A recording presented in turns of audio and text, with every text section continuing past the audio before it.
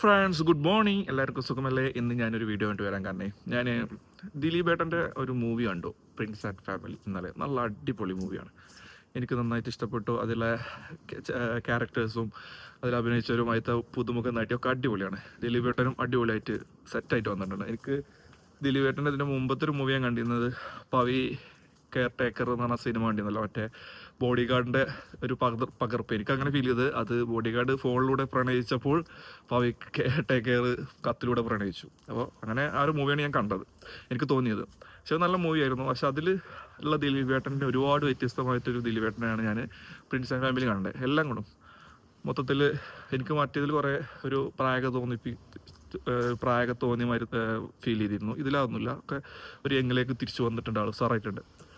അപ്പോൾ പടം സൂപ്പറാണ്. ആ പടത്തിലെ തീമും അതിലത്തെ കണ്ടൻറ്റൊക്കെ അടിപൊളിയായിട്ടുണ്ട്. എങ്ങനെയാണ് ഇപ്പോൾ നടന്നുകൊണ്ടിരിക്കുന്നത് അതൊക്കെ കഴിഞ്ഞ് നോക്കുമ്പോഴാണ് ഇപ്പോൾ മറ്റേ ചങ്ങായി ഉണ്ടല്ലോ, എന്താ അവൻ്റെ പേര്, പ്രശ്നേഷ് എന്ത് ചെയ്യുന്നത്, ആ പ്രശ്നം കൊണ്ട് ഇറങ്ങി ആകെ അമ്മനെയും പെങ്ങളെയൊക്കെ പൊളിച്ചടിക്കണ ഒരു പരിപാടിയാണ് നോക്കിക്കാണുന്നത്. എന്തിൻ്റെ കേടാണ് കൊടനാരം മോനെ നിങ്ങൾക്കൊക്കെ ഇത്? മറ്റുള്ളവർക്കൊക്കെ എന്ന് പറഞ്ഞു കഴിഞ്ഞാൽ മറ്റുള്ളവർ കുടുംബം തകർന്നത്, കുടുംബത്തിലുണ്ടാകുന്ന പ്രശ്നങ്ങളൊക്കെ കാണാൻ നല്ല രസമാണ്, ഇഷ്ടമാണ് എല്ലാവർക്കും.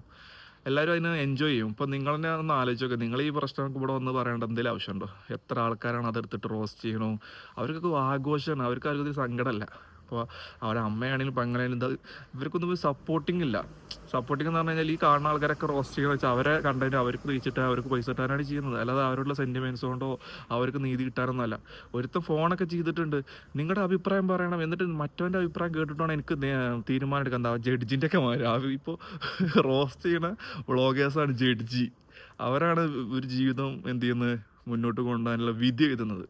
എന്തിൻ്റെ കേടാണ്? നാളെ നിങ്ങൾ രക്തബന്ധങ്ങൾ തമ്മിൽ ചിലപ്പോൾ ഒരുപാട് എൻ്റെ മുമ്പിൽ അനുഭവം ഉണ്ട്, ഞാൻ കണ്ടിട്ടുണ്ട്. ഇങ്ങനെ ഒരു പ്രശ്നങ്ങളായിട്ട് നടക്കുന്നവരും രാഷ്ട്രീയത്തിൽ തെറ്റിപ്പോൾ മുണ്ടി നടക്കുന്നവരും എൻ്റെ നാട്ടിൽ എൻ്റെ അടുത്ത അയൽവാസികളടക്കം അങ്ങനെ ഞാൻ കണ്ടിട്ടുണ്ട്. എനിക്കതിനെക്കുറിച്ചിട്ട് അറിയുന്നുണ്ട്, കുടുംബത്തിലുള്ള വിവരങ്ങൾ അറിയാം. അപ്പോൾ ഇതൊക്കെ നാളെ എന്ത് ചെയ്യും, പ്രശ്നങ്ങളൊക്കെ മാറി നമ്മുടെ എന്ത് ചെയ്യും, ഓക്കെ ആവും. അപ്പോൾ ഈ റോസ്റ്റ് ചെയ്തതും ഈ ഇവന്മാർ ചെയ്തതൊക്കെ അവിടെ കിടക്കുന്നുണ്ടാവും. അതൊരു ലൈഫ് ടൈം മറ്റും പറഞ്ഞാൽ ഞാൻ പറഞ്ഞ ഓപ്പറേഷൻ എന്താ റെഡിയാക്കി ഫിനിഷാക്കി കഴിഞ്ഞാൽ ലൈഫ് ടൈം സെറ്റിൽമെൻ്റ് എന്നൊക്കെ പറഞ്ഞ ഡയലോഗ് ഉണ്ട്. അതേമാതിരി ഇത് ലൈഫ് ടൈം ആയിട്ട് അവിടെ ഉണ്ടാവും, ഒരാളും എടുത്ത് കളയില്ല. എന്തിനാ വെറുതെ സ്വന്തം കുത്തി നാറ്റിപ്പിച്ചേണ്ട അവസ്ഥയൊക്കെ. അപ്പോൾ പല ആൾക്കാരും അത് ചെയ്യുന്നുണ്ട്. അപ്പോൾ എല്ലാവരും അത് എന്ത് ചെയ്യാം, കെയർ ചെയ്യുക. അങ്ങനത്തെ ഒന്നും വന്ന് ഇതിൽ പറയാതിരിക്കുക. മറ്റുള്ളവർക്കൊക്കെ മറ്റുള്ളവരെ കുടുംബം പൊട്ടുന്നതും ചീറ്റുന്നതും കാണാൻ നല്ല ഇഷ്ടകരം. എനിക്ക് പോലും ഉള്ളത് പറയാലോ, നമുക്ക് കാണുമ്പോൾ ആ കൊച്ചിൻ്റെ സ്വന്തം പെങ്ങളെ കുറിച്ചിട്ടൊക്കെ പറയണ കുറ്റങ്ങളൊക്കെ എന്തിന്, അതൊക്കെ ഒന്ന് ആലോചിച്ച് നോക്കൂടെ, എന്തിനാ അതൊക്കെ പറയണേ?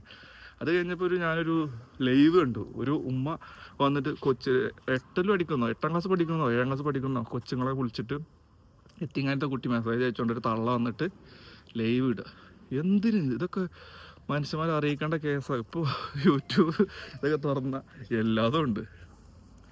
എനിക്ക് അറിയുന്നില്ല, എനിക്കെന്നെ ഞാൻ വലിയൊരു യൂട്യൂബറൊന്നുമല്ല. നമ്മളെന്തെങ്കിലുമൊക്കെ ചെയ്യണോ, എന്തെങ്കിലും നമ്മളെ ഡ്രസ്സിൽ നമ്മളെ സമയത്ത് കിട്ടുന്ന ഇതൊക്കെ കമൻറ്റിലൂടെ ഇത്രയും സംഭവങ്ങളൊന്നും പറഞ്ഞ് എഴുതാനൊന്നും നമുക്ക് കഴിയില്ല.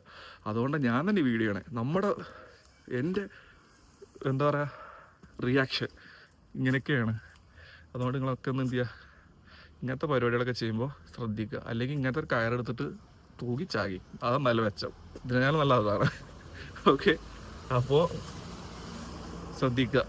ജീവിതമാണ്, പൊട്ടിത്തകരാൻ ഒരു കോഴിമുട്ട പോലെയാണ്. നിലത്ത് വീണാൽ പൊട്ടും, കാണാൻ നല്ല രസകരം. നിലത്ത് കൂടെ കെട്ടി കഴിഞ്ഞാൽ തിരിച്ചെടുക്കാൻ കഴിയില്ല. അപ്പോൾ നിങ്ങൾ ശ്രദ്ധിച്ചാൽ നിങ്ങൾക്ക് നല്ലത്.